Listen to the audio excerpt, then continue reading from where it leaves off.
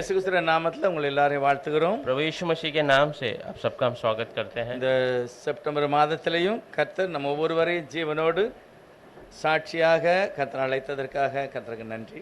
सितंबर महीने में भी परमेश्वर हम सबको एक गवाही के रूप में खड़ा कर लाया, इसलिए धन्यवाद हो। நம்முடைய தியானத்துக்காக எரேமியா 31வது அதிகாரம் हमारे ध्यान के लिए यिर्मयाह का किताब 31वां अध्याय 3வது வசனத்தை நம்ம வாசிக்கலாம். 3रा वचन पढ़ेंगे। எரேமியா 31ல 3வது வசனம். பூர்வ காலம் முதல் கர்த்தர் எனக்கு தரிசனையானார் என்பார். ஆம், அநாதி சிநேகத்தால் உன்னை சிநேகித்தேன், ஆதலால் காருண்யத்தினால் உன்னை எடுத்துக் கொள்கிறேன்.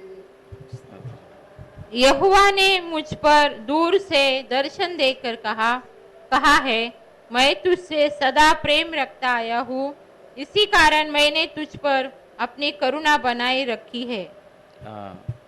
கர்த்தருடைய வார்த்தை இந்த காலை வேளையில நம்மளோடு சொல்லுகிற வார்த்தை. प्रभु का वचन इस सुबह के समय हमें देखकर कहने वाला ये वचन, அநாதி சிநேகத்தால உன்னை சிநேகித்தேன், मैं तुझे जो ज्यादा अधिक प्रेम से तुझे प्रेम किया, ஆகவே காருண்யத்தினால உன்னை நான் இழுத்துக் கொள்ளுகிறேன். करुणा से मैंने तुझे खींच लिया। இந்த வார்த்தை ஒவ்வொரு தேவனுடைய ஜனங்களுக்கும் கர்த்தர் சொல்லுகிற வார்த்தை. ये हर एक लोगों को प्रभु कहने वाला ये वचन है। ஆனாதி என்றால் உலகத்துல ஒன்றுமே தோன்றாத ஒரு காலம். अनादि मतलब दुनिया में कभी कुछ उत्पन्न नहीं हुआ उस समय தேவன் நம்மை அன்பு கூர்ந்ததாக இருக்கிறார். परमेश्वर हमसे प्रेम किया, ऐसा நாம் बताया। பிறப்பதற்கு எத்தனையோ கோடி கோடியான வருஷத்துக்கு முந்தி हम पैदा होने के करोड़ों करोड़ों सालों के पहले தேவனுடைய ஜனங்களை நட்சத்திரங்களாக பரிசுத்தவான்களாக கர்த்தர் பார்த்து அழைத்திருக்கிறார். परमेश्वर के लोगों को एक तारे और चांद के रूप में परमेश्वर ने देखकर बुलाया है। நம்ம படித்த பாட்டுல ஒரு வார்த்தை இருக்குது, ஆபேலை போல கர்த்தர் என்னை தள்ளவில்லை. हमने जो गीत पढ़ा उसमें था, कायन के समान हमें उसने छोड़ा नहीं, ஆனாலும் அவனை தள்ளினாரு, ஆனா ஒன்னு தள்ளல. पर उसे छोड़ दिया, पर तुझे प्रभु ने छोड़ा नहीं है। தேவன் நம்மை காயனை போல அல்ல, ஆபேலை போல நம்மளை பார்க்கிறார். प्रभु हमें कायन के रूप में नहीं परंतु आबेल के रूप में देखता है। அவர் செய்த ஸ்துதி ஸ்தோத்திர பலி, उसने किया उस स्तुति और धन्यवाद का बलि, அவருடைய சமூகத்தை நினைத்தது, उसके उसके उस परिस्थिति उसके हुजूर को याद किया, அதுதான் ஒரு மேன்மையான ஒரு ஆசீர்வாதம். वही एक बड़ा आशीष है। ஆகவே அதே குடும்பத்துல வருகிற ஆபிரகாமை பார்த்து முதல் சொல்லுகிறார். वही परिवार में आने वाला अब्राहम को देखकर पहला कहता है प्रभु, ஆதியாகமம் 12வது அதிகாரம் முதல் வசனத்துல, उत्पत्ति 12वां अध्याय पहला वचन में, கர்த்தர் ஆபிரகாமை நோக்கி, நீ உன் தேசத்தையும் உன் இனத்தையும் உன் தகப்பனுடைய வீட்டையும் விட்டு புறப்பட்டு நான் உனக்கு காண்பிக்கும் தேசத்துக்கு போ. முதலாவது கர்த்தர் ஆபிரகாமை பார்த்து சொன்ன முதல் வார்த்தை, पहला परमेश्वर ने कहा अब्राहम से, पहला जो बातें हैं, நீ உன்னுடைய தேசத்தை இனத்தை தகப்பனுடைய எல்லாவற்றையும் விட்டுட்டு நீ எனக்கு பின்னால வா அப்படின்னு சொல்லுகிறார். तू तेरे देश तेरे जात वालों को सबको छोड़कर, पिता के घर छोड़कर मेरे நான் உன்னை पीछे, பெரிய ஜாதியாக்குவேன், मैं तुझे बड़ी संतान உன்னை बनाऊंगा, ஆசீர்வதித்து உன் பெயரை मैं பெருமைப்படுத்துவேன். तुम्हें आशीष करूंगा और तेरे नाम को ऊंचा कर दूंगा। இந்த அழைப்பு உண்மையிலே அவர் எப்போ இதை தெரிந்துக்கிட்டாரு? ये बुलाहट को उसने कब चुन लिया था? உலக தோற்றத்துக்கு முந்தையே கர்த்தர் தெரிந்து கொண்டார். दुनिया उत्पन्न होने के पहले ही प्रभु ने அவனை वो அழைத்து ஒரு வாக்கு கொடுக்கிறாரு, उसे बुलाकर एक वचन देता நான் है, ஒரு பெரிய ஜாதியாக்குவேன், मैं तुम्हें एक बड़ी संतान के रूप உன்னை में खड़ा करूंगा, பெருமைப்படுத்துவேன், तेरे नाम को ऊंचा करूंगा, நிச்சயமாகவே உன்னை நான் ஆசீர்வதிப்பேன். सच में मैं तुम्हें आशीष करूंगा। அடுத்து ஒரு வார்த்தை சொல்கிறாரு, उसके बाद एक बातों को உன்னை कहता है, யாரு ஆசீர்வதிக்காங்களோ அவங்க கண்டிப்பா அவங்களும் ஆசீர்வாதமா இருப்பாங்க. जो तुझे आशीष करेगा वे लोग भी आशीषित உன்னை रहेंगे, சபிக்கிறவர்களை அவர் சபிப்பார். और तुझे जो श्रापित देंगे वो श्रापित हो இந்த जाएंगे। வார்த்தைகளை கேட்ட ஆபிரகாம் உடனே அவர் வருகிறார். ये बातों को सुनते ही अब्राहम वो जो खाली कर कर प्रभु के முன்னும் पीछे, பின்னும் தெரியாம ஒரு மனுஷன் எப்படி தெய்வத்துக்கு பின்னால வர முடியும்? आगे और पीछे कुछ पता नहीं कैसा एक व्यक्ति प्रभु के पीछे आ सकता அதுதான் है। தேவனுடைய ஒரு தீர்மானம், அவர் தெரிந்து கொண்ட ஒரு பாக்கியம். यही परमेश्वर का एक स्थिरपना, उसने जो बुलाया वो एक बड़ा सौभाग्य है। அவர் பெரிய சந்தோஷமா வெளியே வந்திருப்பாரு. एक बहुत आनंद से वो बाहर आया ஒரு रहेगा, புதிய அனுபவம். एक नया अनुभव। தாயோட தகப்பனோட இருக்கும்போது உள்ள சூழ்நிலை வேற, एक माँ और पिता के साथ रहते समय जो स्थिति वो अलग थी, ஆனா இப்போ ஒரு பெரிய மாற்றத்தோட அவர் வெளியே வருகிறார். पर अब एक बड़े बदलावट के साथ वो आ रहा है। எபிரேயர்ல சொல்லும்போது தான் அழைக்கப்பட்ட போது தெரியாத இடத்திற்கு அவர் போகிறார். इब्रो की किताब में लिखा है जब वो बुलाया गया उसे मालूम नहीं कौन सा देश में जाना है पर वो जाता है। வந்த உடனே எல்லாம் கிடைச்சிட்டா?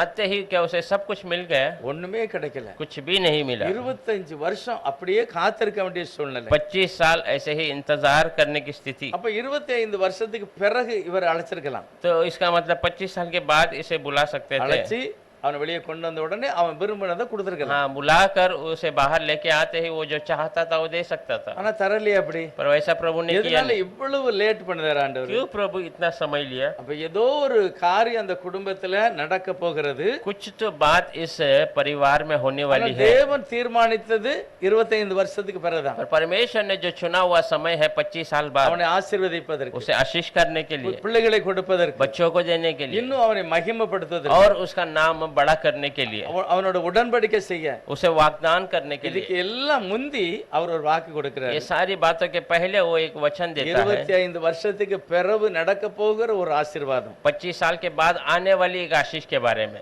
முந்தி அவன்கிட்ட அன்பு கூறுகிறார். पहला उससे प्रेम किया। இன்னைக்கு நம்மளுக்கும் நிறைய காரியங்கள் இது மாதிரி இருக்கலாம். आज हमारे लिए भी बहुत सारी बातें ऐसी நம்ம हो ஆண்டவரை सकती हैं। ஏற்றுக்கொண்டோம், हम प्रभु को जान लिए हैं, முழு இதயத்தோடு நம்ம அவரை பின்பற்றுகிறோம், पूरे दिल से हम उनके पीछे जाते हैं, நிறைய நம்முடைய தேவைகள் எல்லாம் சொல்லுகிறோம். बहुत सारी हमारी जरूरतों को बताते हैं। ஆபிரகாம் கூட அடிக்கடி இந்த வார்த்தையை தான் சொல்றாரு. अब्राहम भी हमेशा यही बातों को कहता है, ஆண்டவர், எப்பொழுது எனக்கு குழந்தை தருவீர்கள்? प्रभु आप कब मुझे बच्चा देंगे? எப்பொழுது என் சந்ததி ஆசீர்வதிக்கப்படும்? कब मेरी संतान आशीषित होगी? ஆண்டவர் அதை பற்றி என்ன சொல்லுகிறாரு? प्रभु उसके बारे में क्या நான் कहते हैं? கண்டிப்பா செய்வேன். मैं कैसे भी करूंगा। ஆனா 25 வருஷம் ஏன் அமைதியாக இருக்கிறார்? पर क्यों 25 साल वो शांतता से था? 25 வருஷத்துக்கு பிறகு அவரை கூப்பிட்டு ஒரே வருஷத்துல இல்ல ஒரு மாதத்துல அவருக்கு ஒரு குழந்தைகளை கொடுத்திருக்கலாம். 25 साल के बाद उसे बुलाकर 1 साल नहीं तो 1 ही महीने में उसको बच्चा दे सकता था। ஆனா ஆண்டவர் அப்படி செய்யவே இல்லை. प्रभु ने ऐसा नहीं किया। நிறைய காரியங்களுக்கு வழியாக அவரை கொண்டு போகிறார். बहुत सारे मार्ग से वो से प्रभु चलाता है। தேவனுடைய ஒரு பிரசன்னம் அவரோட கூட இருக்கிறது. प्रभु की प्रसन्नता उसके साथ है। இருதயத்துல ஆழத்துல அசைக்க முடியாத ஒரு நம்பிக்கை. हृदय की गहराई में न हिलाए जाने वाला एक भरोसा। இவர்தான் சர்வ வல்லமுள்ளவர். यही सर्व सामर्थ्य இவர் है। என்னை கண்டிப்பா ஆசீர்வதிப்பார். ये मुझे कैसे भी आशीष என்னை करेगा। யாரும் மேற்கொள்ள முடியாது. मुझे कोई विजय नहीं प्राप्त कर அப்படிப்பட்ட सकता। ஒரு நம்பிக்கை அவருக்கு இருந்தது. ऐसा एक भरोसा उसको था। எரேமியால வாஸ்தவம், காருண்யத்தினால அப்படின்னா இரக்கத்தினால, கிருபையினால, எதிர்பார்ப்பு இல்லாம நம்மளை அழைத்துக் கொள்ளுகிறார். एरेमिया में हमने पढ़ा करुणा से मतलब बिना कोई जरूरत के वो बड़ी प्रेम से उसने हमें पुकार लिया। நம்மகிட்ட எதிலுமே எதிர்பார்க்காமலே நம்மளை முந்தி அன்பு கொண்டார். हमसे कुछ चाहा नहीं परंतु पहला हमसे प्रेम किया। ஆபிரகாமை 25 வருஷத்துக்கு முந்தி அழைத்திருக்கிறார். अब्राहम को 25 साल पहले उसने बुला लिया। ஆனா நம்மள पर हमें உலகத்தோடத்துக்கு முந்தியே என்று எழுதியிருக்கிறது. दुनिया उत्पन्न होने के पहले ही ऐसा लिखा ஆனா है। அழைத்த பிறகும் கூட पर बुलाए जाने के बाद நம்ம भी விரும்பின அநேக காரியம் இன்னும் நடக்கல. हमने जो सोचा बहुत सारी बातें अभी तक हुई नहीं है। எல்லாம் ஆபிரகாமை தான் நம்ம பார்க்கணும். सारे अब्राहम को ही हम ஒரு देखना है। வாழ்க்கையில வந்த உடனே தெய்வத்தை ஆராதித்தார். वो अपने जीवन में आते ही पहला उसने प्रभु की आराधना की। பஞ்சத்தை அவருடைய வாழ்க்கையில அனுபவித்தார். उसने अकाल को अपने जीवन में இடம் देखा। விட்டு இடம் போக வேண்டிய ஒரு சூழ்நிலை. एक स्थान से दूसरा स्थान में जाने ஆனா का எங்க जरूरत। போனாலுமே சுற்றி இருக்கிற ஜனங்கள் அவனை பார்த்து பயந்தார்கள். पर जहाँ भी जाता था उनके आजू बाजू के लोग उसे देखकर கர்த்தர் घबराते। அவனோடு இருக்கிறத अनेகர் கண்டுகிட்டாங்க. प्रभु उसके साथ है इस बातों को बहुत लोगों ने देख இன்னைக்கு लिया। நம்மளும் கூட அப்படிதான். आज हम भी ऐसे ही நம்மளோட தெய்வம் இருக்கிறது अनेகருக்கு தெரியும். हमारे साथ प्रभु है बहुत लोग जानते हैं। ஒரு பரிசுத்தவான் சொல்லுகிறாரு, एक पवित्र व्यक्ति कहता है சில வேளையில மார்க்கெட்டுக்கு போயிட்டுக்கலாம், आप कभी कभी मार्केट में जा सकते हैं, டிமார்ட் கூட போயிருக்கலாம், डी मार्ट भी जा सकते हैं, இல்ல ஊர்ல பிரயாணப்படலாம், एक गांव के सफर में हो सकते பஸ்லயோ हैं, ட்ரெயின்லயோ. बस या ट्रेन में। நீங்க நினைக்கலாம் நம்ம சாதாரணமா போறோம் அப்படின்னு. आप सोच सकते हैं मैं अकेले में आराम से जा रहा அவர் हूँ। சொல்லுகிறார், உங்களை சுற்றிலும் பொல்லாத அசுத்த ஆவிகள் உங்களுக்கு பின்னால வருது. वो कहता है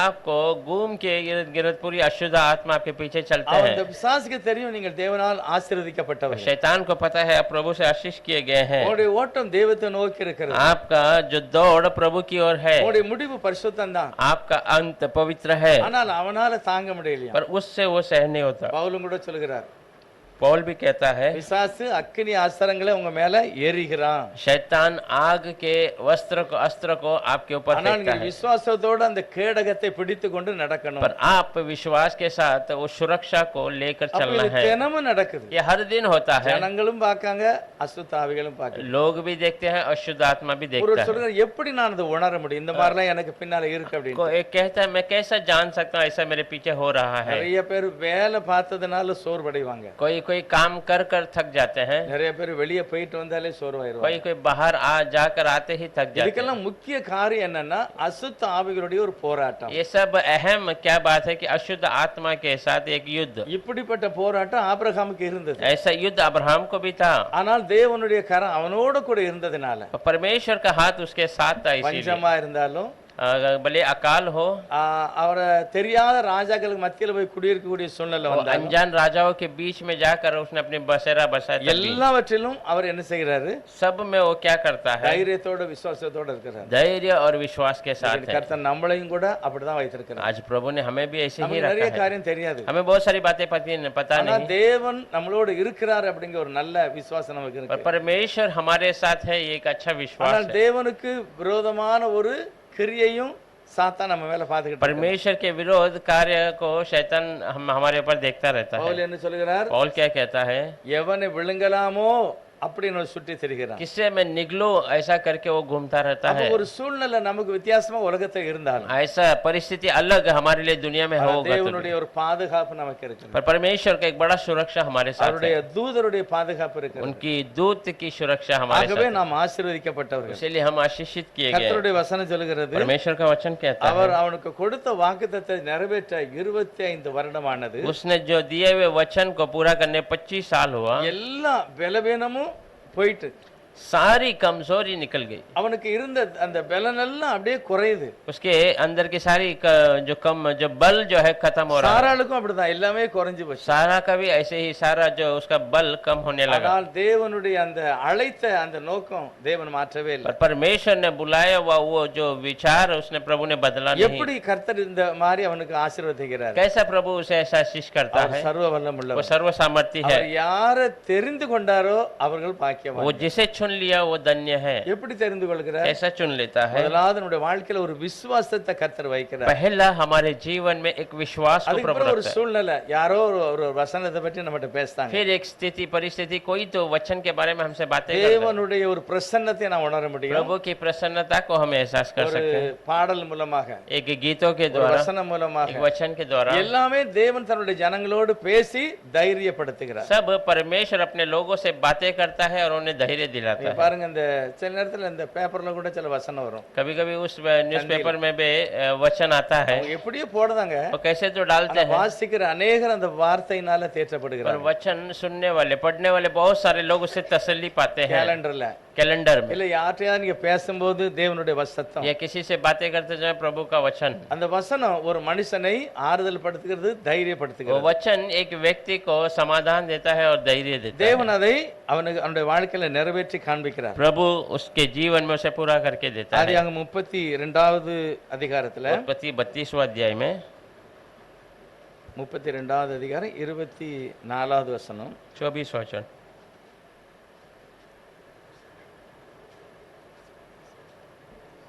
யாக்கோபு பிந்தி தனித்திருந்தான். அப்பொழுது ஒரு புருஷன் பொழுது விடியும் அளவும் அவனுடனே போராடி ஆ, और याकूब अब अकेला रह गया। तब कोई पुरुष आकर बाह फटने तक उससे मल्ल युद्ध करता रहा। அழைக்கப்பட்ட மனுஷன் बुलाया गया व्यक्ति, அவரே ஆண்டவர்ட்ட ஒரு நாள் சொல்லுகிறார், वो खुद प्रभु से एक बार कहता ஆண்டவரே, है, அப்பா வீட்டை விட்டு நான் வெளியே போறேன், प्रभु पिता के घर से मैं दूर जा रहा நான் हूँ, போகிற இடத்துல அப்படியே செட்டில் ஆயிடக்கூடாது, मैं जाने के स्थान में ऐसे ही बस नहीं திரும்ப जाना, என் தகப்பன் வீட்டுக்கு வரணும், फिर से मेरे पिता के घर में आना है, துணி வேணும், मुझे वस्त्र சாப்பாடு चाहिए, வேணும், मुझे भोजन चाहिए, என்னை பாதுகாக்கணும், मुझे सुरक्षा எனக்கு दीजिए, நீர் என்ன தந்தாலும் சரி நான் மனதார உமக்கு தருவேன். आप मुझे कुछ भी दे दे, मैं पूरे दिल से आपको दे दूंगा। அப்படிப்பட்ட ஒரு உடன்படிக்கை செய்த மனுஷன் தான் ऐसा एक वाचा बांधने वाला व्यक्ति। யாக்கோபு. தெரிஞ்சு செய்தாரா தெரியாம செய்தாரா? याकूब ने जानकर किया या अनजाने में किया? அவர் தேவ ஆவியினால ஏவப்பட்டு பேசிட்டார். वो प्रभु की आत्मा से उमड़ कर बातें कर लिया। இதே மாதிரிதான் நம்மளும் நிறைய பேசியிருக்கோம். ऐसे हम भी बहुत सारी बातों को कर दिए हैं। நம்ம பேசிருக்கோமா இல்லையா? நிறைய நேரம் நம்ம பேசியிருக்கோம். बहुत समय में हमने भी बातें की। நம்ம ஆண்டவருடைய நாமத்தை ஏற்றுக்கொண்டு ரட்சிக்கப்பட்ட உடனே हम प्रभु के नाम को स्वीकार कर उद्धार நிறைய पाने நமக்கு தெரியாம இருக்கும்போது, அப்பா எங்களை பாதுகாத்துக் கொள்ளுங்க, बहुत हमें पता नहीं, तभी हम कहते प्रभु हमें सुरक्षा दीजिए। எங்களுக்கு நிறைய ஆசீர்வாதம் வேணும், मुझे बहुत आशीष कर நான் दीजिए, உம்மை விட்டு பிரிஞ்சிடக்கூடாது, मैं आपसे अलग नहीं होना है, எப்பொழுதும் நான் உம்மை சார்ந்திருக்கணும். हमेशा मैं आप पे निर्भर இதெல்லாம் रहना है। தேவனுடைய ஆவியினால நம்ம அப்படி ஏவப்பட்டு பேசியிருக்கோம். ये प्रभु की आत्मा से हम जो बातों को कर देते ஆனா हैं। யாக்கோபு எல்லா ஆசீர்வாதத்தோட திரும்பி வருகிறார். और याकूब सारी आशीषों के साथ फिर से लौटा ஆண்டவரை है। ஞாபகப்படுத்துறாரு. प्रभु खुद उसे याद दिलाता है, யாக்கோபு உனக்கு எல்லாம் கிடைச்சிக்கிட்டல, याकूब तुझे सब मिल गया ना, நீ சொன்னல அப்பா வீட்டுக்கு போனன்ட்டு, तूने कहा पिता के घर जाना சரி है, போது நீ வா. ठीक है तो निकल। உடனே அவர் புறப்பட்டு வரும்போது तुरंत वो वहां से निकल के आते समय எவ்வளவுதான் ஆண்டவர் சொன்னாலும் அவருக்கு ஒரு பயம். कितना ही प्रभु ने कहा तो भी उसके अंदर एक भय ஐயோ, है, என்னுடைய சகோதரன் என்னை பழி வாங்குவானே, मेरा भाई मुझसे बदला लेगा, எனக்கு நிம்மதியா வாழ முடியுமா, मैं समाधान से जी सकता இவ்வளவு हूँ क्या? ஆசீர்வாதத்தை நான் காத்துக்கொள்ள முடியுமா, ये जो आशीषें है उसे मैं ஒரு संभाल सकता பயம் हूँ, அவனுக்கு இருக்கு பாருங்க. एक भय उसको था। இப்ப போய் அவன் தனித்து ஜெபம் பண்ணுகிறான். अब वो जाकर अकेले में ஒரு प्रार्थना மனிதன் करता है। தனித்து விடப்படும் போது கர்த்தரை தேடதான் பாருங்க, அவன் தான் பாக்கியவான். एक इंसान जब अकेले में छोड़ दिया जाता है तब वो प्रभु को ढूंढता है, वो எல்லாம் धन्य। செழிப்பா இருக்கும்போது இல்ல, सब हरियाली के साथ रहता है तभी நம்ம नहीं। வீட்டுல பணம் குறைபடும் போது, हमारे घर में पैसे की कमी होते சரீரத்துல समय, ஏதோ ஒரு பலவீனம் வரும்போது, शरीर में कोई कमजोरी आते அப்போ समय, நான் தெய்வத்தை தேடுதம்ல, அவங்க தான் பாக்கியவான். तब हम प्रभु को ढूंढते, तब वो ही धन्य है। தேவனுடைய ஒரு காரியம் ஏதோ நம்ம சோதிக்கிறது. प्रभु का एक बात जो हमें परखता है, அந்த காரியத்தை உணர்ந்தவங்க தான் நினைச்சுவாங்க தெய்வத்தை தேடுவாங்க. उस बात को जो एहसास करने वाला ही प्रभु को ढूंढेगा। மோசே பார்க்கும்போது அந்த முட்செடி எரிஞ்சு சாம்பலா போகக்கூடிய சூழ்நிலை தான், அப்படிதான் பார்த்தாரு. मूसा देखते समय वो कांटों का झाड़ जल कर राख होने की स्थिति ऐसा वो எப்படியோ देखा, தீ பிடிச்சிட்டு அந்த மரத்துல कैसे जो उसमें आग लग गई है, நம்மளால அணைக்க முடியாது, हम बुझा नहीं ஆனா सकते, இப்ப எரிஞ்சிரும் அப்படின்னு ஒரு பாத்துக்கிட்டு अब இருக்காரு. वो राख हो जाएगा ऐसा देख रहा ஆனா था, எரியல. पर वो राख नहीं हुआ। அப்பதான் இந்த அற்புத காட்சியை பார்க்க போகிறார். तब वो अद्भुत कार्य को देखने हो ஆனா जाता है, எரிந்து நாசமாகாத அந்த இடத்துல தேவன் பிரசன்னமாகிறார். जो जल कर नाश नहीं होने वाले उस स्थान में परमेश्वर प्रसन्न उतर आया। நமக்கும் கூட இப்படி நிறைய நடந்திருக்கு. हमें भी बहुत सारी बातें ऐसी हुई இதோட है, முடிஞ்சிரும், यही में खत्म हो जाएगा, ஐயோ இதுக்கு பிறகு நான் எழும்ப முடியாது, इसके बाद मैं उठ नहीं सकता हूँ, என்னுடைய விசுவாசத்தை நான் புதுப்பிக்க முடியாது. मेरे विश्वास को मैं जिला नहीं सकता हूँ, எப்படிப்பட்ட சூழ்நிலை இருந்தாலும் कोई भी परिस्थिति क्यों அது ना हो, எரிந்து நாசமாகல, वो जल कर नाश அந்த नहीं हुआ, பிரச்சனைக்கு மத்தியில, उस परेशानी के அந்த बीच में, வேதனைக்கு மத்தியில, उस तकलीफों के बीच அந்த में, வியாதிக்கு மத்தியில उस बीमारी के बीच में தேவன் தன்னை மகிமையாக வெளிப்படுத்தினார். परमेश्वर अपने आप को महिमा से प्रकट அதுதான் करे, ஆசீர்வாதம். वही आशीष है। யாக்கோபு போராடி ஜெபம் பண்ணுகிறார். अभी याकूब जो है युद्ध कर कर प्रार्थना कर रहा है, அவர் என்ன கேட்காரு? वो क्या मांगता है? என்னை ஆசீர்வதிக்கணும். मुझे आशीष करना है। என்ன ஆசீர்வதிக்கணும்? क्या आशीष करना है? எல்லாமே நிறைவா இருக்கிறது. सब कुछ उससे बहुतायत है। இந்த ஜெபத்துக்கு பிறகு इस प्रार्थना के बाद அவன் ஆசீர்வதிக்கப்பட்டானா वो இல்ல आशीष ஆசீர்வாதத்தை இழந்தானா? आशीष पाया गया या आशीष को खो दिया? என்ன என்ன நடந்தது?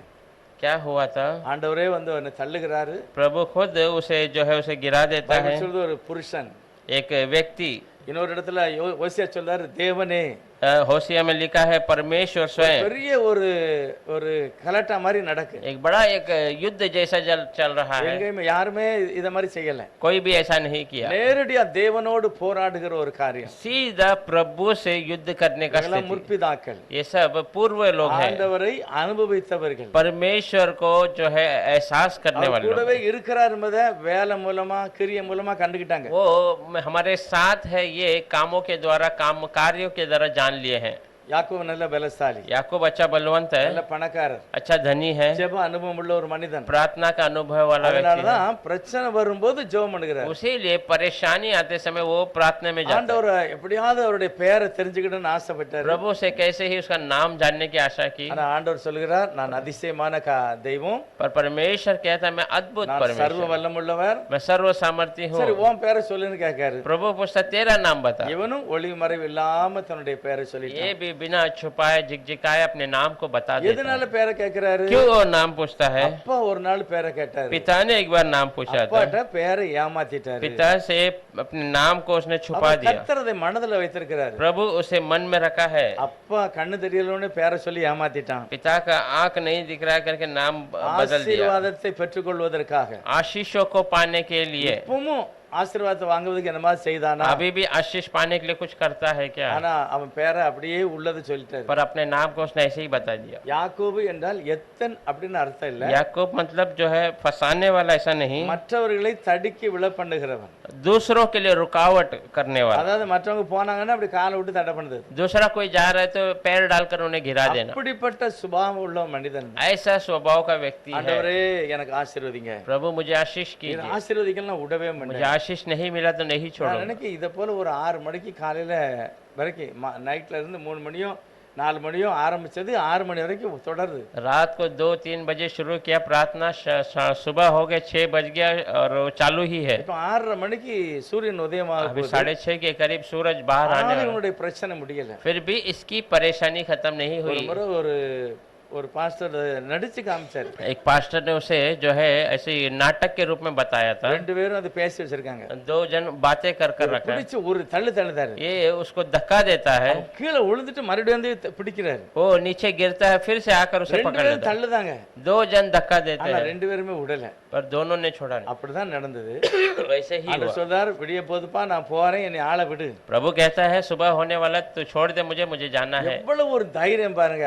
ஆசீர்வதிக்க நான் விடவே மாட்டேன். और कितना धैर्य देखिए, आप आशीष नहीं किए तो मैं छोड़ूंगा नहीं। எப்படி ஒரு சர்வ வல்லமுள்ளவரை பார்த்து பேசுறான். कैसे इस सर्व सामर्थ्य को देखकर அவனுடைய कहते हैं? கண்ட்ரோல்ல அப்படி இருந்தாரா? उसके काबू में वो था ஏன் क्या? அவருக்கு தட்டிட்டு போக முடியாதா? क्या वो उसे गिराकर नहीं जा सकता? அதுதான் தேவனுடைய ஒரு அன்பு. वही परमेश्वर का प्रेम। கர்த்தர் அந்த மாதிரி மனுஷனோட பழகுகிற தேவன். परमेश्वर ऐसे ही इंसान से அவன் மூலமாக தன்னுடைய சித்தத்தை வெளிப்படுத்துகிறார். उसके द्वारा अपनी मर्जी को पूरा कराता है। நம்மளும் கூட இப்படி ஜெபம் பண்ணலாம். आज हम भी ऐसे ही प्रार्थना कर रहे हैं। கடைசில என்னதான் நடந்தது? आखिर में क्या हुआ நான் था? யோசித்து பார்த்தேன், मैंने सोच कर देखा இவனுக்கு என்னதான் ஆசீர்வாதம் கிடைச்சது? इसको क्या आशीष मिला है। போகும்போது ஆசீர்வாதம் இருந்ததா? जाते समय आशीष था। அவர் சொல்றாரு, वो कहता है அதுல 26வது வசனமோ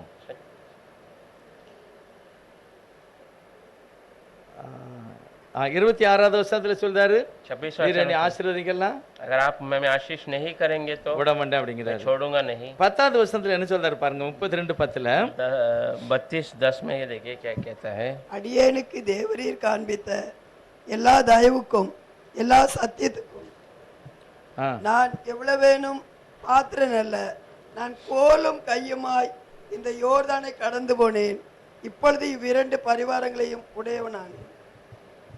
तूने जो काम अपनी करुणा और सच्चाई से अपने दास के साथ किए हैं, कि मैं जो अपनी छड़ी ही लेकर इस यर्दन नदी के पार उतर आया, और अब मेरे 2 दल हो गए हैं। तेरे ऐसे कामों में से मैंने एक को भी योग्य तो नहीं हूँ। ஆண்டவரே என்னுடைய தகப்பனுடைய ஆசீர்வாதம் அந்த கோல்ல இருந்தது. प्रभु मेरे पिता का आशीष इस लाठी में था। அந்த கோல் என் கூட இருந்தது. ये लाठी मेरे पास था। வெறும் கையா நான் போனேன். मैं खाली हाथ गया இப்ப था। கர்த்தர் அவன்கிட்ட சொல்லாம சொல்றாரு, अब प्रभु से न कहते हुए कहता है தகப்ப வீட்டுல இருந்து ஆசீர்வாதத்தோண்டி வெளியே வர तेरे पिता के साथ आशीष को लेकर तो बाहर காணப்படாத ஒரு ஆசீர்வாதம் உன்கிட்ட இருந்தது.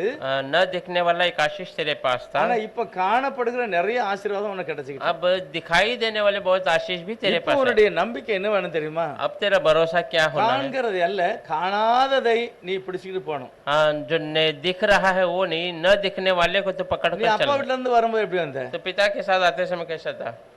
பார்க்க முடியாத ஒரு ஆசீர்வாதம் உன்கிட்ட இருந்தது. न दिखने वाले का आशीष तेरे पास ஆனா था, வெளியே வந்த பிறகு காணப்படுகிற अनेक ஆசீர்வாதம் உனக்கு கிடைச்சிக்கிட்டு पर बाहर आने के बाद दिखाई देने वाले बहुत आशीष से तू ஆனா भर உன் गया। தகப்பனுக்கு முந்தி அவங்களுடைய முன்னோர்களை நான் தெரிந்து கொள்ளும் போது पर तेरे पिता के पूर्वजों को जब मैंने चुना था, நான் ஆசீர்வதிக்கவே ஆசீர்வதிப்பேன்னு சொல்லியிருக்கிறேன். मैंने आशीष करूंगा ही करूंगा ऐसा ஆகவே कहा था। ஆசீர்வாதம் ஒண்ணு விட்டு ஒரு நாளும் போவாது. इसलिए आशीष तुझसे कभी नहीं உனக்குள்ள जाएगा। சகல ஜாதியையும் ஜனங்களையும் நான் ஆசீர்வதிப்பேன். तेरे अंदर सारी जातियों को मैं आशीष करूंगा। நீ போன்னு சொல்லிட்டாரு. तो जा करके कह இப்போ दिया। போகும்போது இருந்த அந்த பலம் இப்ப வரும்போது அவனுக்கு இல்ல. अब जाते समय जो बल था वो अभी आते समय नहीं है। இப்ப நொண்டி நொண்டி நடக்காது. अब लंगड़ लंगड़ कर चल रहा है। ஆண்டவருடைய சதையை பிடிச்சாராம். प्रभु ने उसके जो जबड़े को पकड़ा पैर இப்போ का। அவனுடைய கை கால் என்ன ஆயிட்டு நொண்டியாச்சு. अब उसका पैर थोड़ा जो है वो लंगड़ा लंगड़ा हो गया। ஆசீர்வதிக்கப்பட்டவனா வரானா ஆசீர்வாதத்தை இழந்துட்டு வரானா? आशीष को पाया हुआ आ रहा है कि आशीष को खो कर உள்ளது आया போன மாதிரி தெரியுது பாக்க. है? ऐसा लगता है कि उसके पास जो था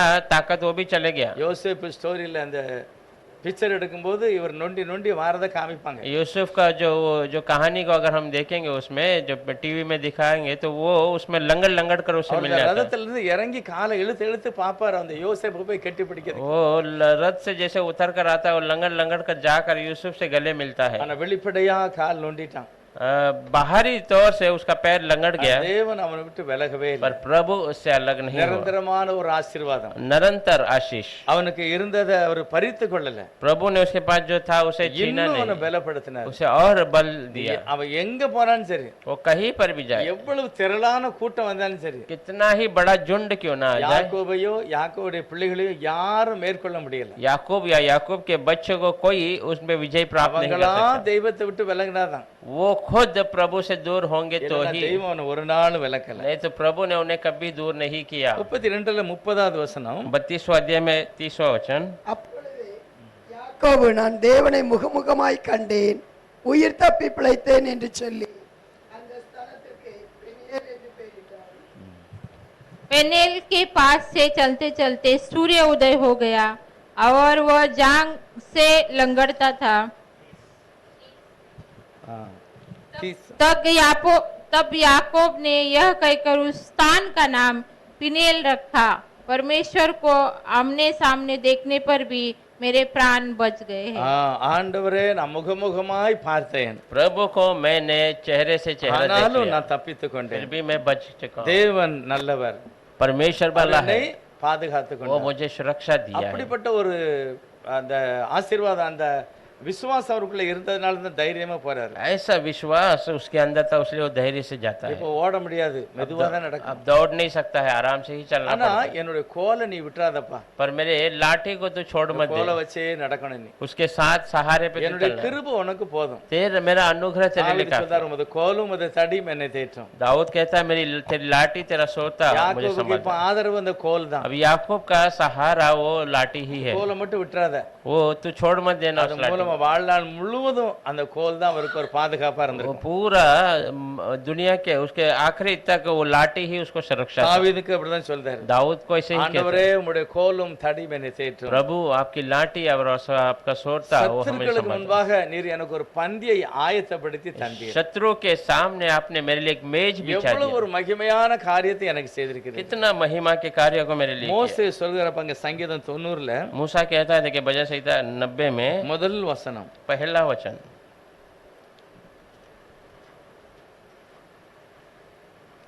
ஆண்டவரே, தேவரே தலைமுறை தலைமுறையாக எங்களுக்கு அடைக்கலமானவர்.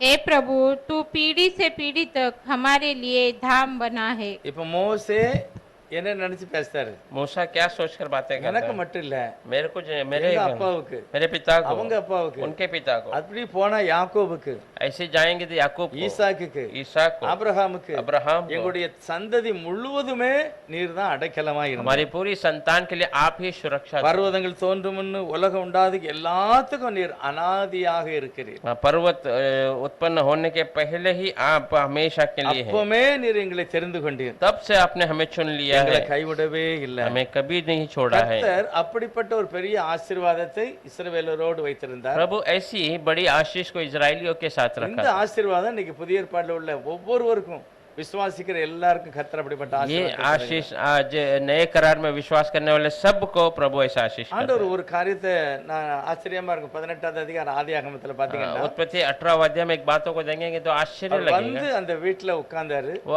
आकर उस घर में बैठता அவர் है, நல்லா வரவேற்று உட்கார வச்சாச்சு. उसे अच्छा बुलाकर उसे उस बिठा दिया है। இஸ்ரவேலுடைய முறைப்படி காலு கையை கழுவுறதுக்கு தண்ணி எல்லாம் கொடுத்தாங்க. इजराइल के वचन के अनुसार वो हाथ पैर धोने के लिए पानी देता है। ஆண்டவர் ஒண்ணுமே சொல்லல, प्रभु ने ஆபிரகாமே சாப்பாடெல்லாம் ரெடி பண்ணார். प्रभु ने कुछ नहीं कहा, अब्राहम ने पूरा भोजन का व्यवस्था कर दिया। அதாவது ஆரம்பத்திலிருந்தே பார்த்தோம்னா தேவனுடைய ஜனம் செய்கிற ஒரு பெரிய மகிமையான ரகசியம். हाँ, पहले से हम देखेंगे जो परमेश्वर और उनके बच्चे करने वाले एक बड़ा सा रहस्य அவருடைய है। சித்தத்தை அறிந்து அவர் சாப்பாடு ஆக்கிட்டாரு. उनकी मर्जी को जानकर वो जो है वहाँ भोजन तैयार कर அவரும் दिया। மனதார நல்லா சாப்பிட்டு திருப்தியா அவனை ஆசீர்வதிக்கிறார். वो भी पेट भर भोजन कर उसे आशीष करता है। எவ்வளவு மகிமையான ஒரு ஆண்டவர் பாருங்க. कितना महिमा का खुदा है। மனிதர்களோடு உட்கார்ந்து சாப்பிட விரும்புகிற ஒரு ஆண்டவர். इंसान के साथ बैठकर भोजन खाने को पसंद करता है। வனாந்திரத்திலையும் கூட சங்கீதத்துல எட்டாவது சங்கீதம் भजन संहिता 78 में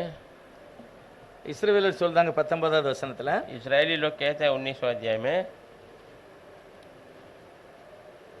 78ல 19 அவங்க 78 சொல்றாங்க, இதோ அவர்கள் தேவனுக்கு விரோதமாய் பேசி அவர்கள் தேவனுக்கு விரோதமாக பேசி தேவன் வனாந்தரத்திலே போஜன பந்தியை ஆயத்தப்படுத்த கூடுமோ? வனாந்தரத்திலே போஜன பந்தி அவர் நமக்கு தர முடியுமா?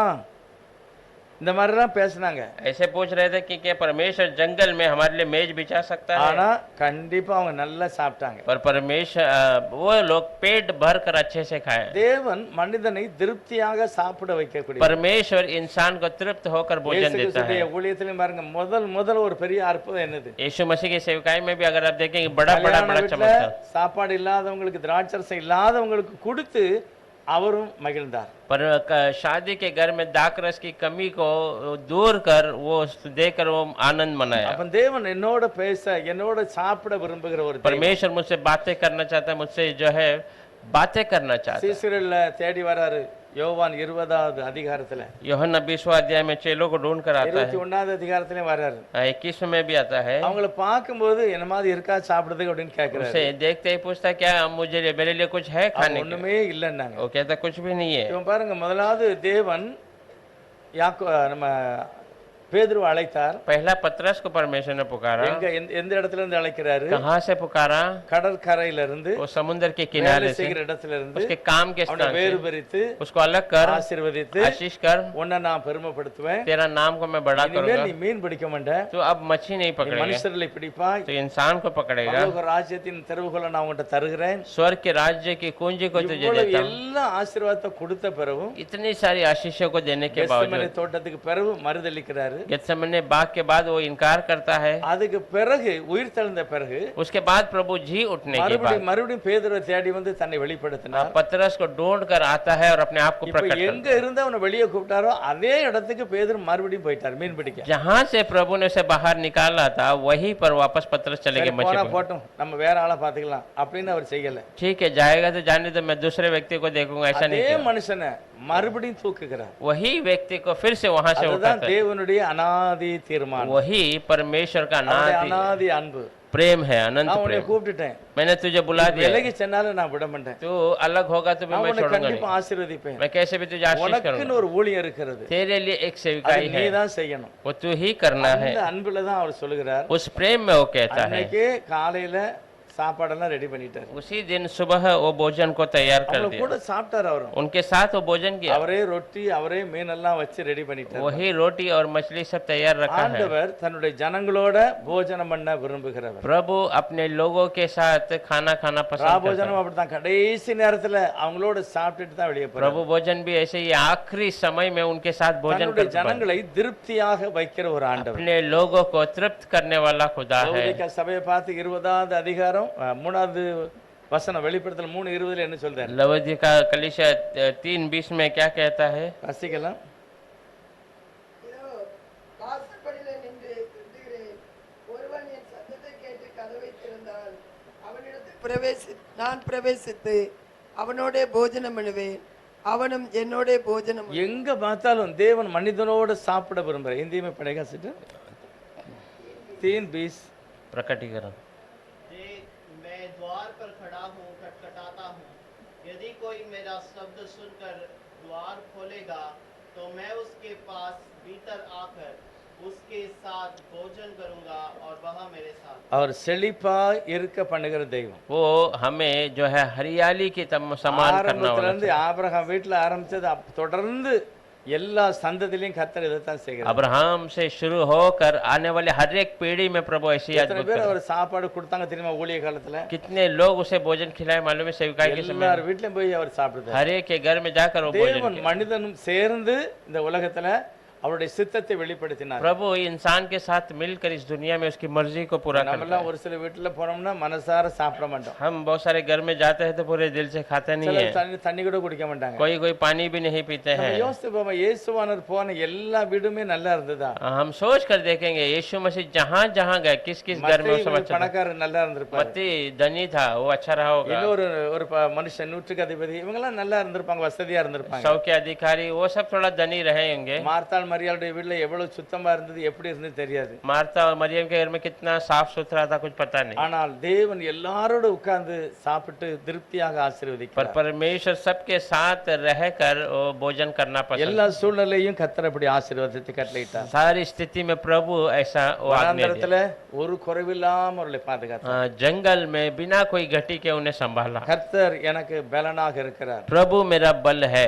அவர்தான் அநாதி தேவன், உனக்கு அடைக்கலம். वही अनंत काल का परमेश्वर तेरा ஆனா शरण எப்படி स्थान। நான் பார்க்கிறேனோ அப்படியே தேவன் எனக்கு கிரியை செய்கிறார். प्रभु को मैं जैसा देखूंगा वैसे ही वो मेरे अंदर कार्य करेगा। முழுசா நம்பிரணும். पूरी तरीके से भरोसा करना। கப்பல் கவலை பாரி தெரியலாம், नाव पलटने के समान दिख ஆனா सकता है, கடைசி கட்டத்துல அவர் வந்து நிக்கிறார். पर आखिरी क्षण में वो आकर खड़ा रहता है। யோபு முழுசும் அழிஞ்சு போற மாதிரி வந்துட்டு, अय्यूब पूरी तरीके से नाश होने जैसा எல்லாம் आ गया। அழிஞ்சிட்டு सब खत्म हो गया, அவரும் அழியக்கூடிய वो ஒரு भी சூழ்நிலை. खत्म होने की स्थिति है। தேவன் அற்புதமாக எழுப்பி நிறுத்திட்டார். परमेश्वर अद्भुत तरीके से उसे खड़ा कर देता है। நம்முடைய வாழ்க்கையில எல்லா சூழ்நிலையிலும் हमारे जीवन में कोई भी परिस्थिति தேவன் में என்ன செய்ய மாட்டாரு, प्रभु கைவிடுகிறதில்லை. प्रभु मुझे कभी छोड़ता இஸ்ரவேல் नहीं। ஜனங்களுக்கு தன்னுடைய ஒரு வாக்கு கொடுக்கிறாரு. உபாகமம் 20வது அதிகாரத்துல, इजरायली लोगों को एक वचन देता है। நம்ம எல்லாம் பலவீனம் உள்ளவங்க அப்படின்னு கர்த்தருக்கு தெரியும். व्यवस्था विवरण 20 में हम सब कमजोर है, நம்ம वो எல்லாம் जानता है। பலவீனமானவங்க தான். हम सब कमजोर है। அவர் என்ன சொல்றாரு பாருங்க, वो क्या कहता है देखिए, முதல் வசனத்துல, पहले वचन में நீ உன் சத்துக்களுக்கு எதிராக யுத்தம் செய்ய புறப்பட்டு போகையில் குதிரைகளையும் ரதங்களையும் ஒன்னிலும் பெரிய கூட்டமாகிய ஜனங்களையும் கண்டார். அவர்களுக்கு பயப்படாயாக, உன்னை எகிப்து தேசத்திலிருந்து புறப்பட பண்ணின உன் தேவனாகிய கர்த்தர் உன்னோடே இருக்கிறார். அவர் சொல்லுகிறார், जब तू अपने शत्रुओं से युद्ध करने को जाए और घोड़े रथ और अपने से अधिक सेना को देखे, तब उनसे न डरना। तेरे அதாவது पर ஒரு எதிரி வாரா, एक विरोधी आ रहा அவங்ககிட்ட है। இல்லாத ஆயுதம், அவங்ககிட்ட இல்லாத குதிரை எல்லாம் அவங்ககிட்ட இருக்கு.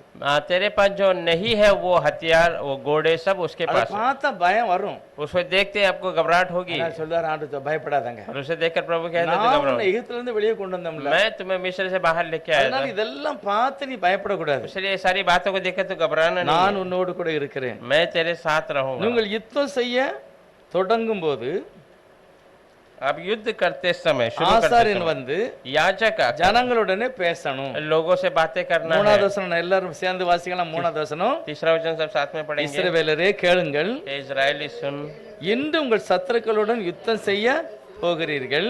हाँ, தோழ வேண்டாம், நீங்கள் அவங்களை பார்த்து பயப்படவும் கலங்கவும் தத்தளிக்கவும் வேண்டாம். உங்களுக்காக மற்ற சத்துருக்களோடு யுத்தம் பண்ணவும் உங்களை ரட்சிக்கவும் உங்களுடைய கூட போகிறவர் உங்கள் தேவனாய நீ சொல்லணுங்கிறாரு. ஆண்டவருடைய ஊழியக்காரனை வச்சு நீ சொல்லு, हाँ, प्रभु का அவனை தைரியப்படுத்து. तो कहे, उसको धैर्य दिला, நான் கூட இருக்கிறேங்கிறத சொல்லிடு. मैं उसके साथ हूँ इसे तो बता दे। சூழ்நிலையை பார்த்து பயப்படாதங்க, परिस्थिति को देखकर घबरा நான் नहीं, இருக்கிறேன். मैं हूँ।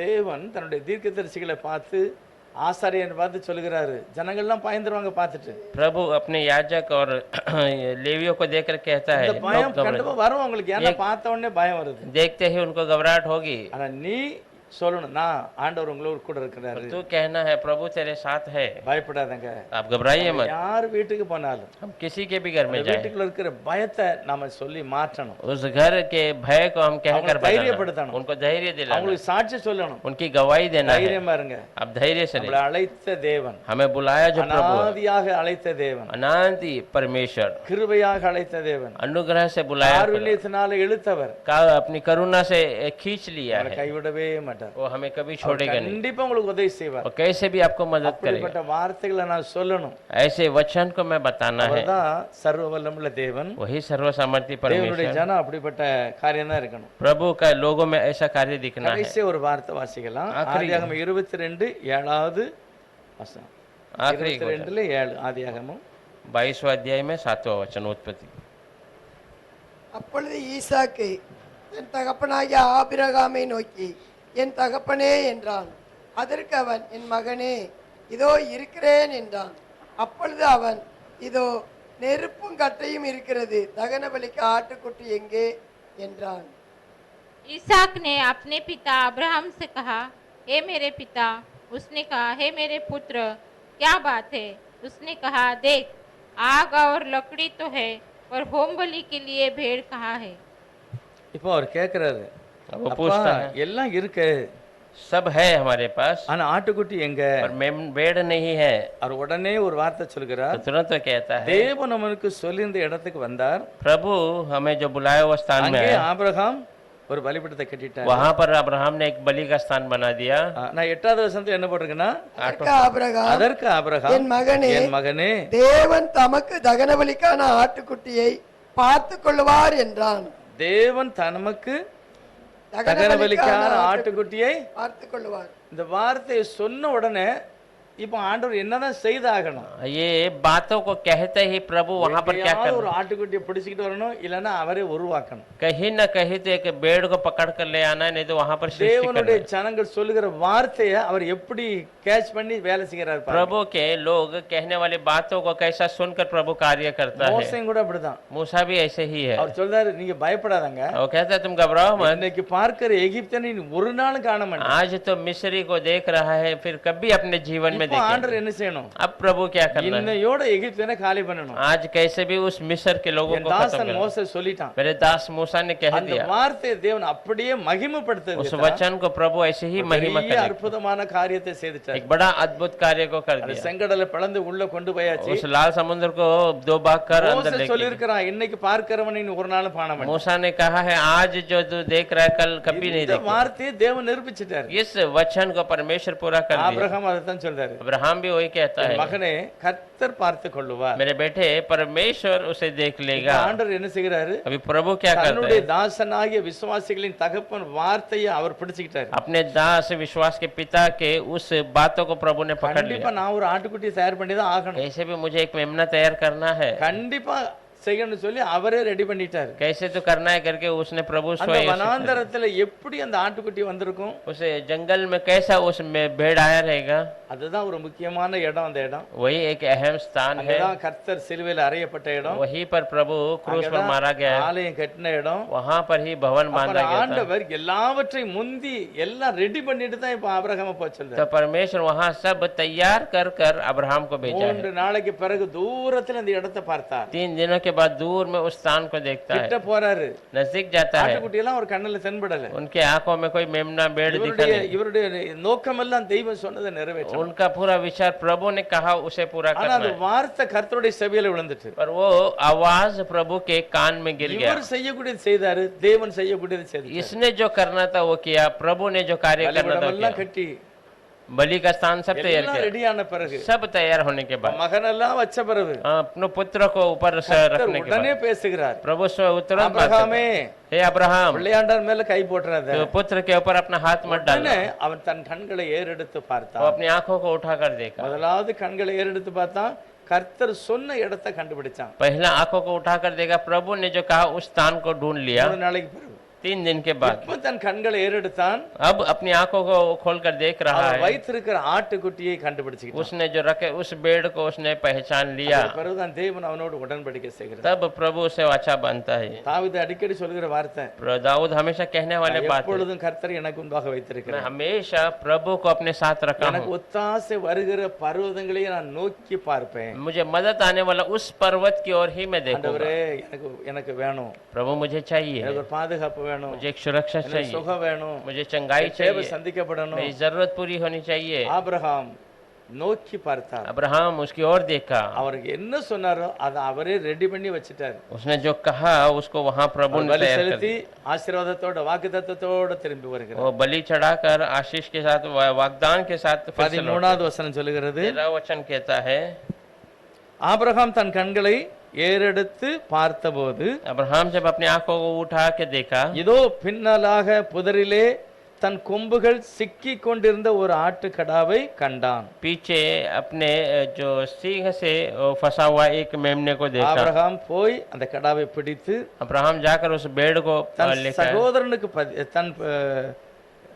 தன் குமாரனுக்கு பதிலாக अपने पुत्र के बदले में அந்த கடாவை அதிலே பலி செலுத்தினான். उस भेड़ को वहां पर बलि चढ़ाया। கர்த்தர் அவனுடைய தேவைகளை பரிபூரணமாக சந்தித்தார். प्रभु उसकी जरूरतों को परिपूर्णता से पूरा நம்முடைய किया। கண்களை அவரை தான் நோக்கி பார்க்கணும். अपनी आंखें उसको ही देखना। முதலாவது அவர் காண்பித்த இடத்தை கண்டுபிடிச்சான். पहला उसने जो दिखाया वो स्थान को ढूंढ திரும்ப लिया। இவன் சொன்ன ஆசீர்வாதம் அங்க இருக்கு, அதை பார்த்துக்கிட்டான். फिर वो उसने जो कहा वो आशीष वहां है वो देख लिया। அதுதான் தேவனுடைய ஜனங்களுக்கு கர்த்தர் கொடுக்கிற ஒரு ஆசீர்வாதம். यही प्रभु के लोगों को प्रभु देने वाला आशीष है। அவர் முந்தி அன்பு கூர்ந்தார். वो पहला हमसे प्रेम किया। அநாதி சிநேகம், अनंत काल का प्रेम, என்று எதிர்பார்க்காத ஒரு ஆசீர்வாதம். बिना कोई इंतजार किए एक आशीष है। நமக்கு நம்பிக்கை இருக்கா?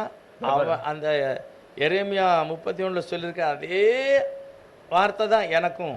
आपको भरोसा है कि एरेमिया 31 में जो कहा हुआ वचन वो भी मेरे लिए ही है। என்னையும் அப்படிதான் அநாதி சிநேகத்தால சிநேகித்தார். मुझे भी ऐसे अनंत प्रेम से प्रेम किया। என்னையும் அப்படிதான் காருண்யத்தினால இழுத்துக்கிட்டார். मुझे भी उसकी करुणा से उसने खींच लिया है। நம்புகிற நம்ம எல்லாருக்கும் கர்த்தர் அப்படிப்பட்ட ஆசீர்வாதத்தை ये கொடுப்பார். भरोसा करने वाले सबको प्रभु ऐसे आशीष கர்த்தர் देगा। நம்மை ஆசீர்வதிப்பார். प्रभु हमें आशीष करे। எல்லாரும் கண்களை மூடி கர்த்தரை நோக்கி பாருங்க. सब आंखों को बंद कर प्रभु को எல்லாரும் देखें। சொல்லுவோம், ஆண்டவரே என்னை உம்முடைய அநாதி சிநேகத்தால் என்னை சிநேகித்தபடினால் நன்றி. प्रभु मुझे आपके अनंत प्रेम से प्रेम किया उसके धन्यवाद। என்னை இழுத்து கொண்டதற்காக ஸ்தோத்திரம். मुझे अपनी करुणा से खींच लिया उसके எத்தனை धन्यवाद। முறை நம்ம பின்வாங்கினாலும் அவர் இழுத்துக் கொள்ளுகிறார். कितने बार मैं पीछे मुड़ जाता हूँ तो भी वो சோர்வா खींच- இருந்தாலும் அவர் இழுத்துக் मैं கொள்ளுகிறார். निराशा में होता हूँ खींच எவ்வளவு लेता है। மகிமையான ஒரு ஆண்டவர். कितना महिमा का நாம் परमेश्वर है। சொன்னதை அவர் நிறைவேற்றுவார். हमने जो कहा उसे पूरा कर மோசே சொன்னதை கர்த்தர் நிறைவேற்றினார். मूसा ने कहा परमेश्वर ने पूरा किया। ஆபிரகாம் சொன்னதை நிறைவேற்றினார். अब्राहम ने जो कहा கர்த்தர் परमेश्वर ने பார்த்து पूरा- கொள்ளுவார். परमेश्वर देख அவர் लेगा। பார்த்து தான் தீரணும். वो देखना ही है, அவர் தான் எல்லாத்தையும் ஒழுங்குபடுத்தணும். वो ही सब कुछ पूरा தன் करना है। மகனை பார்த்து சொன்னார், अपने पुत्र को देखकर என் कहा, மகனே हे मेरे बेटे ஈசாக்கே, ईसाक, கர்த்தர் தனக்கான ஆட்டுக்குட்டியை அவர் பார்த்து கொள்வார். परमेश्वर उसके लिए जो बेड है वो देख लेगा। காதால கேட்டு கண்ணால கண்ட ஈசாக்குக்கு எப்படி இருந்திருக்கும் ये பாருங்க. कान से सुनकर आंखों से देखा हुआ ईसाक को कैसा ஓ, रहा என் होगा। தகப்பனுடைய தேவன் எவ்வளவு மகிமையான ஒரு தேவன். मेरा पिता का परमेश्वर कितना महान நானும் है। இப்படிதான் பேசுவேன். मैं भी ऐसी ही बातें வாழ்க்கையில் करूंगा। அப்படிப்பட்ட ஒரு நம்பிக்கை பாருங்க. उसके जीवन में ऐसा एक भरोसा, அதனால்தான் 100% அவனுக்கு ஆசீர்வாதம். इसलिए 100 गुना आशीष को पाया। நம்மளும் அந்த ஒப்பு கொடுக்கலாம். हम भी सौंप देंगे अपने आप को, வாயினால சொல்லுவோம், अपने मुंह से कबूल என்னை அன்பு करेंगे। கூர்ந்தவரே ஸ்தோத்திரம். मुझसे भी प्रेम करने वाला என்னை प्रभु இழுத்து धन्यवाद। கொண்டவரே मुझे ஸ்தோத்திரம். भी खींच लिया प्रभु। நம்முடைய அநாதி சிநேகத்தால் என்னை இழுத்து கொண்டவரே अनंत काल के प्रेम से खींच लिया उसे धन्यवाद। हालेलुया, ஹalleluya. धन्यवाद, நன்றி நன்றி धन्यवाद, தகப்பனே. धन्यवाद, धन्यवाद। நன்றி தகப்பனே, நன்றி தகப்பனே ஸ்தோத்திரம். நாங்கள் அது இக்கட்டான நேரத்துல சொல்லுகிற வார்த்தைகளை நீர் பிடித்து நிறைவேற்றுகிறவர். ஹalleluya. ஸ்தோத்திரம் ஸ்தோத்திரம் ஸ்தோத்திரம் आमीन। ஸ்தோத்திரம் ஸ்தோத்திரம் ஸ்தோத்திரம் தகப்பனே ஸ்தோத்திரம். Thank you. இரக்கமுள்ள தகப்பனே, அன்புள்ளவரே ஸ்தோத்திரம். கைவிடாதிருக்கிறவரே ஸ்தோத்திரம் ஸ்தோத்திரம் ஸ்தோத்திரம்.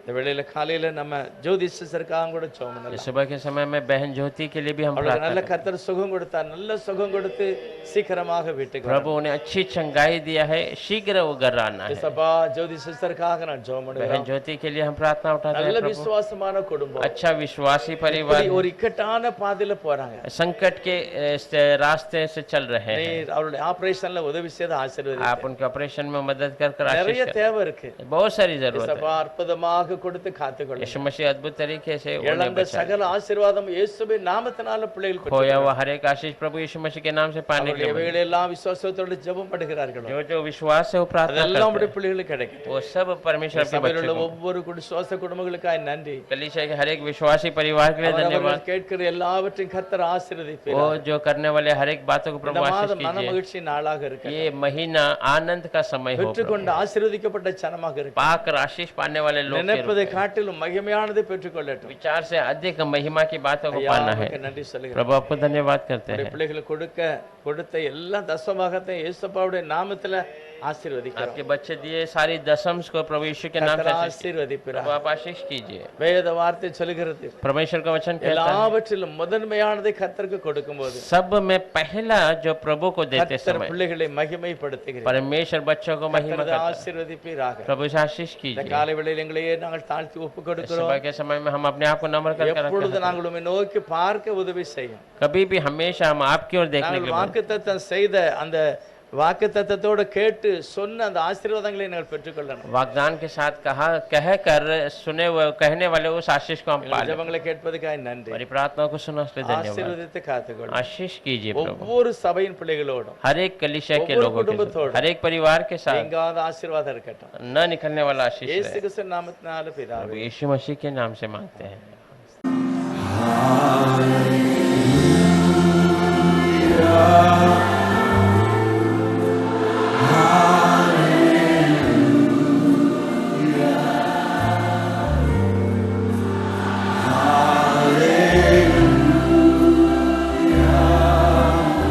Thank you, Jesus.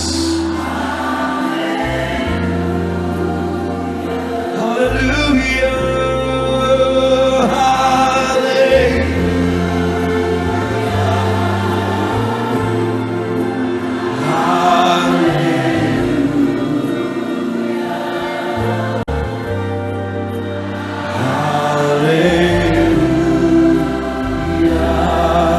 Hallelujah. Come on, let's sing. Thank you, Jesus.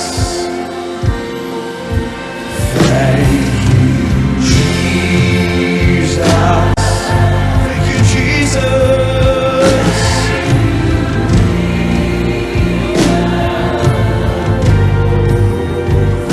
Thank you, Jesus.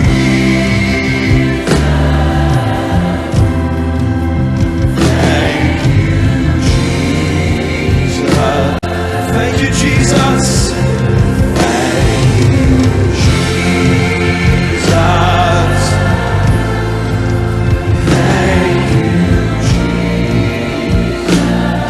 Thank you, Jesus.